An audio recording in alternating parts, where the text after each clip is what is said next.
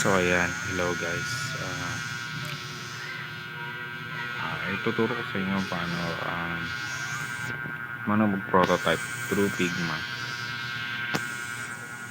Tapos, yun yung first step. Tapos, sa second step, kung paano i-convert natin yung nagawa yung app dito na design o UI papunta dun sa Android Studio. So, ito, papakita ko na. Simulan na natin. Papakita ko.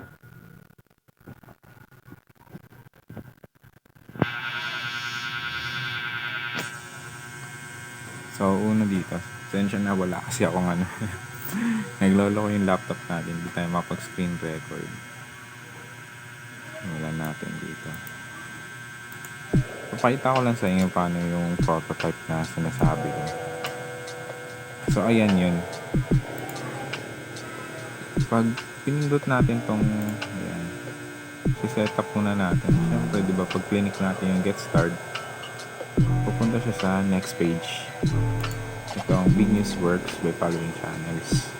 So, ganun din. So, on din.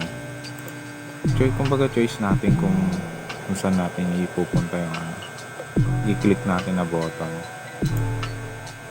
So, example na to, itong get started. Pag click mo to, mapupunta siya dito sa news.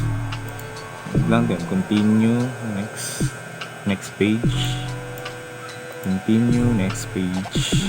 And sa follow for more, ayan. Pag click niya itong follow, mapupunta siya dito, may lalabas na follow yan. Tapos na siya, may unfollow na siya, ganun. Pakita ko sa inyo paano yan, yung flow 1. Try natin dito. Wala, medyo lag eh.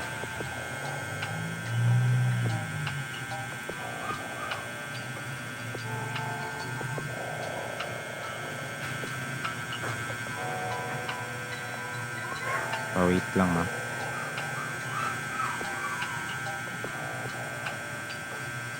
Nakatagal eh. Ayan, so ayan. Di pa natin to pwedeng pindutin tong sign in kasi wala pa tayong ginawa. Parang pag-inform niya yung sign in form. Wala pa. So, try pa lang natin itong get started. Ayan, napunta siya sa next page. Continue. And next page ulit. Continue. Yan, click natin na itong follow. Yun. Medyo mabagal lang kasi yung sa laptop ko. Pero pwede nyo iset yan kung ilang seconds. Kaya example nito. Is natin ito.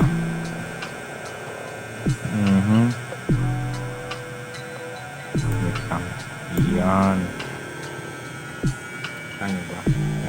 Lalapit ko. Hindi pala nyo kita. Sundan.